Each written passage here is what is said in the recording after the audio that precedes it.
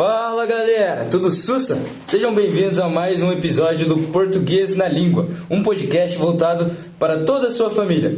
Estou aqui hoje com os especialistas e grandes fãs do Machado de Assis, que são o Lucas, o Davi e o Danitrel. Deem um salve aqui. Salve galera. Salve. Fala galera, tudo certo por aqui? Sinistra é a palavra, fiquei meio bolado com aquela Mariana, retrato piscando. Que inspiração foi aquela? Total, Léo. Eu também fiquei. Será que foi imaginação do Evaristo? Ou o Machado jogou um elemento meio sobrenatural ali?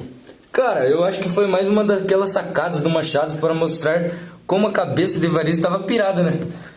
O cara ficou 18 anos na Europa, preso numa lembrança de um romance que nem foi tão marcante assim para Mariana. Sim, Lucas, é bizarro, porque no conto o narrador até descreve que a imagem pareceu animar-se, abrir e fechar as pálpebras, como se piscasse. É um jeito do Machado mostrar o quanto o passado e a memória do Evaristo já estavam distorcidos, muito louco. Concordo, Rafa, porque depois no flashback a gente vê que a Mariana real já tinha outro relacionamento, enquanto o Evaristo vivia numa idealização eterna. A memória dele era muito mais intensa do que a realidade. E a casa dela também diz muito, né? Uma casa velha com flores artificiais, cheia de poeira, tudo simbolizando que o tempo passou e que a vida real não ficou parada esperando por ele. E tem aquela comparação que o narrador faz entre a casa e o teatro. Algumas peças permanecem e outras se desfazem. Cara, sensacional! O Machado é muito cruel e direto sobre como a gente insiste em guardar todas as nossas ilusões. Sem contar a linguagem, né? O Machado escreve de um jeito cheio de ironias, de pequenos comentários escondidos. Ele nunca entrega tudo de bandeja. O leitor tem que juntar as pistas. E isso é muito do momento em que o Machado escreveu, né? Final do século XIX, início do realismo no Brasil. E ele meio que quebrou com aquela visão romantizada da vida que o pessoal tinha antes. Exatamente. Antes era tudo amor, perfeito e heroísmo. E o Machado chega mostrando a alma humana, cheia de fraquezas, ilusões, vaidades, bem mais pé no chão. Não, e sem falar que Machado de Assis, ele nasceu em 1839, viveu uma realidade muito, muito difícil. Ele era pobre, mulato, epilético, mas mesmo assim virou presidente da Academia Brasileira de Letras. É realmente um monstro. É um absurdo que ele conseguiu. Ele fazia tudo isso super irônico, sutil. Em Mariana, por exemplo, ele não precisava dizer diretamente Evaristo, era um iludido. Ele mostra isso pelas ações, pelos detalhes. Muito louco. E pensar que ele escreveu isso numa época em que o Brasil ainda era um império. Ainda tinha escravidão até 1888. Depois veio a República em 1899. Um país em transformação total. E o Machado retratando a alma humana, que não muda tanto assim. Isso é muito mais louco, porque o livro Mariana fala da idealização, de memória falsa, de apego ao passado, e a gente ainda faz isso hoje, é super atual.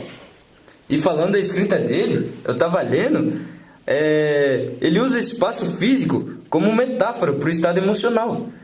A casa decadente é igual à memória decante de Evaristo. Isso é muito genial. Sim, o retrato da Mariana jovem, intocado, contrasta com a realidade envelhecida dela. É como se o retrato fosse a prisão mental dele, enquanto a vida real foi seguindo.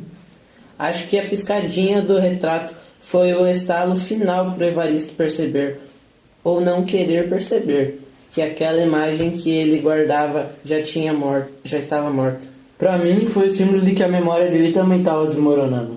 Nem as ilusões deles conseguiram se manter intactas mais. Enquanto isso, Mariana seguiu a vida dela, casou, ficou viúva, envelheceu e Evaristo ficou preso numa ilusão adolescente. Nossa, dá até um aperto pensar nisso, né? E como o Machado constrói isso sem drama exagerado, sem melodrama. É tudo seco, realista, cortante. Muito isso. Mariana é bem curtinho, mas o impacto é gigante. Você termina o conto e fica pensando na sua própria vida. E aquela lição básica, né? Viver de lembrança é cilada. Cilada total. E nem adianta brigar com o tempo, né? A vida anda pra frente, não para trás. E para quem acha que o conto é leve, fácil, Machado mostra que em poucas páginas dá para tratar de amor, memória, ilusão, passagem do tempo.